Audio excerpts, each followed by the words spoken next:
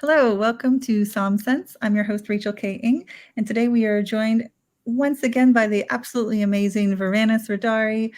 Derek, hi, how are you today? Hi. I'm okay. I mean, ups and downs, but head above water. So that's about the best that can be expected of anybody right now, I guess. So Right, definitely. In this decade, I would say that's generally true for the past few years. Absolutely. And can I ask, what fragrance are you wearing today? today I am wearing a deep vintage for those folks who care about that sort of thing.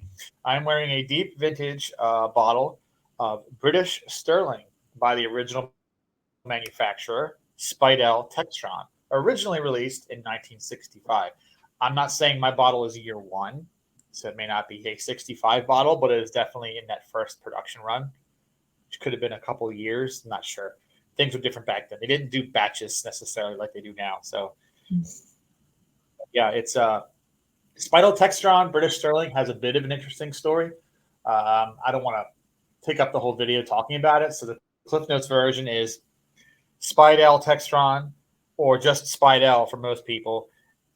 They are a luxury watch band manufacturer. But at this point in their history, mid 60s, they had expanded into whole watches. So they were actually weren't just expensive watch bands for your watch that you bought. There was a point in time where you bought a watch and a band separately, like with the perfume bottles, and then you sell the perfume. So the higher end watches, you get the watch, then you get the Rolex watch or whatever, and then you go get the nice band. So the Spidell bands were kind of the higher end bands to put on watches, but they decided to make their own watch to compete in the same realm as, I guess, maybe not Rolex level, but like the Citizen, those several $100 expensive watches, maybe not thousands, but anyhow, so they decided to create a gift with purchase, and they saw a lot of guys, because guys primarily bought the watches.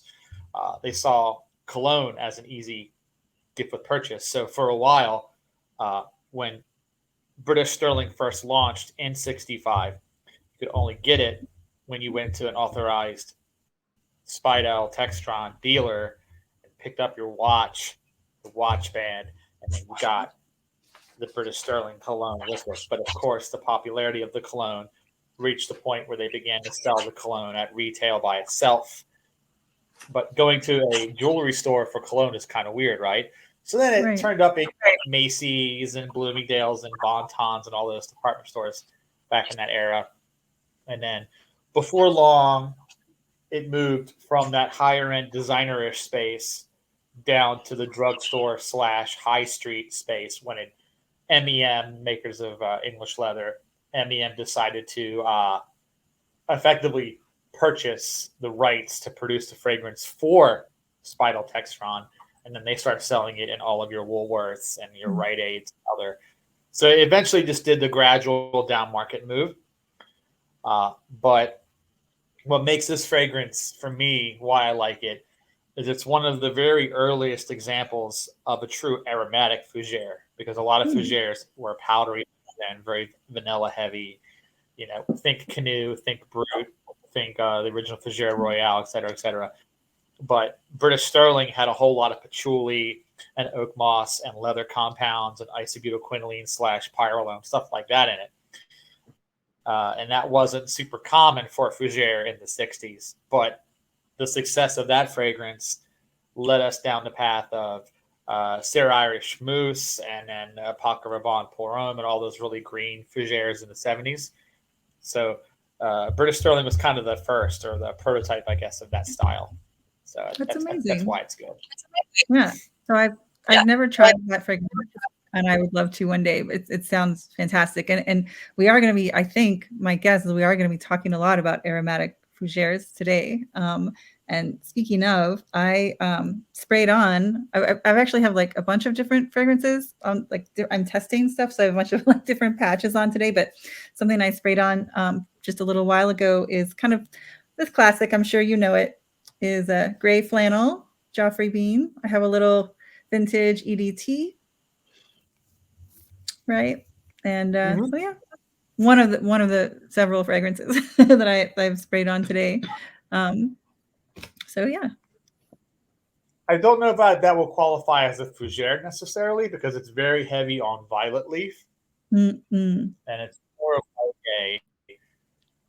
more of like a aromatic, like a floral, a woody floral.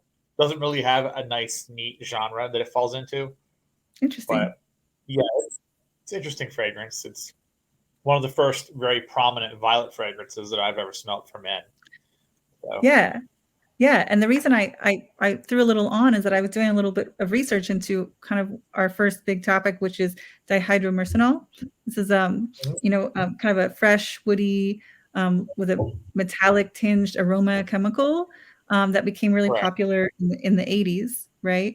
And apparently gray flannel has a little bit in it. Not a lot, but a little bit, something like 2 or 3% of dihydromyrcenol. And I was like, oh, interesting. I don't think I've ever been able to pick that out, right? And apparently it was used to kind of boost the lavender in the fragrance, and apparently that was one of Yes. the chemical's first uses, was to actually enhance the lavender, or whether it was spike lavender, lavandin, or whatever. But so yeah, so I was like, oh, interesting. So I threw on a little bit, and so I asked Varanis here today because for the first time last week, I actually smelled the dihydromyrcenol, the actual aroma chemical material, which is a molecule. It exists in nature, right? It's found in blackcurrant, ginger, and kumquats, and then yeah, it's often and then it's used kind of like with a, from what I've read online, I'll just say the couple things that I really found out, and then I want to ask Derek. I want to ask Derek to share your knowledge, because I'm sure it's much broader and deeper than what I could find online. It was often used as kind of a woody fern structure, like in an aromatic fougères, Mhm. especially like in the late 70s and the 80s, and it really did. It was, I mean, it changed men's fragrance, right? In a lot of ways, and it's still used today. It's very, once you know how to smell it, once you know what it smells like, it's like, wow, it's huge, it's everywhere. It's in some big blockbuster fragrances, men's fragrances especially, although it is in unisex fragrances especially. I'm thinking of one in particular. But yeah, Derek, take it away. So, from my recollection of the hydromercenol, and uh, I'm fortunate that despite my lowly stature, I actually am friends with a couple of industry perfumers, or former, in some cases, industry perfumers, people who've worked for Firmenich or IFF, and names redacted to protect the innocent. But um, they told me that basically the whole idea of dihydromercenol, when it was first in use, when it first became fashionable to use it in the 70s, was, as you said, to boost lavender. Uh, Not necessarily because lavender was expensive. It wasn't like they needed to replace natural lavender with this material to cut costs or anything like you might think Hmm. of today. But it was just a new thing to use, a new thing to play around with, and it had effects on the fragrance that were novel. So it's much like the same story of Hedione, where Jasmine Hedione, uh, you know, Hedione was used to boost the cleaner aspects of jasmine, whereas the indoles could make a jasmine fragrance smell very musky. So you could take a natural jasmine material, like a jasmine sambac, and shove a bunch of Hedione in it, and it would drown out the indoles to a degree, which is why Eau Sauvage and Eau de Guerlain smell the way they do, for instance. But with the hydromercenol, it was a similar effect with lavender, where you could get the aspects of the lavender that you wanted to be more prominent by adding in the dihydromercenol. And then the other aspects of the lavender, the spiciness, the herbal facets, could be submerged. So you get more of what you want from the lavender accord, if that's what you want to begin with, right? You get more of what you're looking for and less of what you don't. Mm-hmm. So it was more like an equalizer. It was a way to re EQ the way the lavender would come across in the composition.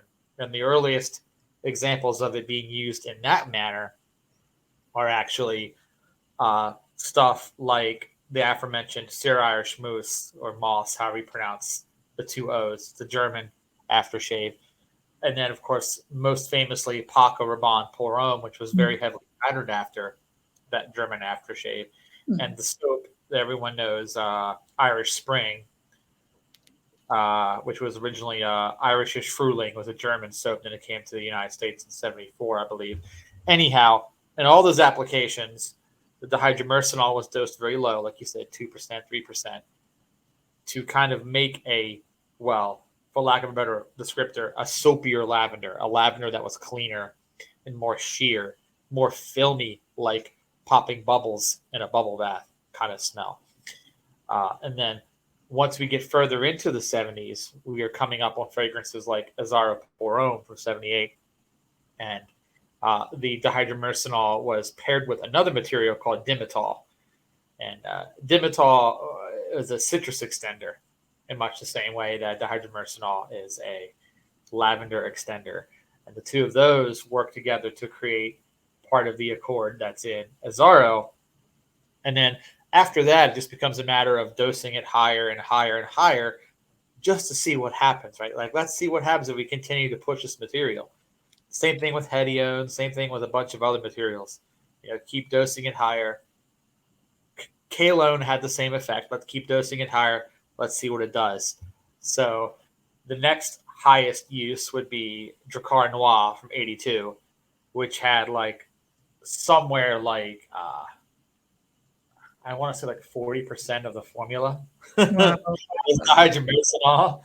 So that fragrance has a very oddly soapy, filmy, almost aquatic. And this is where the aquatic begins to enter this equation, because in an 85, we saw Green Irish Tweed, a Pierre Bourdon composition, which was a prototype of what would become Cool Water a couple years later once Davidoff picked up the formula. And by then it had changed. The formula Creed got was originally meant for Hermes. That's why it was greener. Hermes is green fragrances, like Eau d'Orange Vert or stuff like that. But they rejected that formula. So then Creed got it, and we got Green Irish Tweed. He kept tinkering with it, and by the time it hit Cool Water, it was now more lavender focused. It wasn't as focused on violet, sandalwood, and other, galbanum. Like Green Irish Tweed is actually very heavy on cis 3-hexanol and galbanum and stuff like that. So now I don't know the exact number, but I know Cool Water is almost all dihydromyrcenol. It's some stupidly large, 70, 80% formula. It's some ridiculously high number. And at that point, it's no longer it's fair to assume it's no longer boosting lavender anymore at that point. Right. It's that high. It's at that point, the fragrance is kind of focusing on the material. It's showcasing the material at that point. The material itself. Everything else in Cool Water is in effect shaping the dihydromyrcenol and not the other way around. So it's an inversion. Okay. Originally it was a booster, a modifier, an equalizer. Now it's the primary accord, and everything else is the booster, the modifier, the equalizer. And that's where we get the stuff from the 90s, all the aquatics, all the different Polo Sport, Wings by Giorgio, and it just goes on and on and on. And those were all very heavy on dihydromyrcenol, and dihydromyrcenol became a bogeyman for vintage guys. If you were hanging around these notes circa 2012, 2014, people would badmouth dihydromyrcenol in that forum the same way they do ambroxan and Kalone and stuff like that. It was one of the four horsemen of the apocalypse in regards to perfume materials. Actually, if I were to name four of them, I'd say Isoe Super, dihydromyrcenol, ambroxan, and Kalone are the four horsemen of the apocalypse. That's hilarious. Vintage guys, anyway. Yeah. Yeah. And it's funny because, I feel like if you mix those four together, you get the perfume counter smell, right? Yeah. You really do. But the dihydromyrcenol today is not dosed anywhere near as high as it was in the 80s and 90s because, frankly, people aren't interested in those kind of aquatic smells anymore. So these days, I feel like in more modern perfumery, dihydromyrcenol has almost become a way to fake out a lavender accord. It's no longer there to modify the lavender essence or lavender, whether spike lavender or lavandin or whatever you're using. You see a lot of perfumes nowadays that just literally use linalool itself in isolation and dihydromyrcenol itself in isolation to go, and then they go, look, it's lavender, and it's not. But I feel like when you see it like that, when you're seeing dihydromyrcenol and linalool paired together as a lavender accord, it's a really cynical, super cost minimized. Like at that point, lavender is one of the cheapest naturals that you could still get. So from an economic standpoint, there's no reason to not use lavender. The only way you're trying to make a fake lavender is if you're just that damn cheap. Right. But some of these brands do. So, you know, yeah, you're looking to save like fractions of pennies at that point. Yeah, you're just penny wise, dollar foolish at that point. But then again, we have Sauvage, so I mean, there you go. Right. So let me ask you this, just kind of as a follow-up question, because really you're talking about how dihydromyrcenol became the hero note, how it became overdosed, right? Yes. You think that it's a more of a contemporary modern thing that a synthetic molecule becomes an overdose, becomes the hero? Or do you think that's always been part of perfumery? I think that regardless of origin, so let's remove the synthetic natural Hatfield McCoy battle. Let's remove that from the playing field, and let's just say material. All throughout modern perfume history, going back to probably the Guerlain era, the Caron, the Houbagon era, you know, the late 19th century, early 20th century, finding a material that a lot of people like to smell, regardless of whether it's coming off of a plant or coming out of a lab, and then taking that material and toying with it, shaping it by buttressing other materials against it. That's always been one method of perfumery. Not the only method. You've got the Guerlain method of let's put 500 different things together and shape it. But the primary material and then little spokes of a wheel coming off to shape it, that particular way of making a fragrance is not new.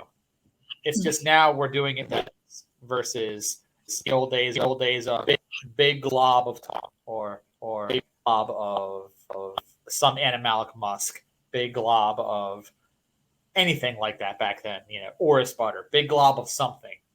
And then here comes the orange blossom, here comes the heliotrope, whatever, to shape it up. You know, now it's just big glob of ISO-E or big glob of ambroxan and then everything else. So it's just I don't want to say it's an easy way of making a perfume. I'm not a perfumer. What is easy? I'm of easy versus hard, but it just seems like it's one of the go-to ways that perfumers like to make perfumes is to take a heavy dose of one material and then microdose everything else around it. And that's where the famous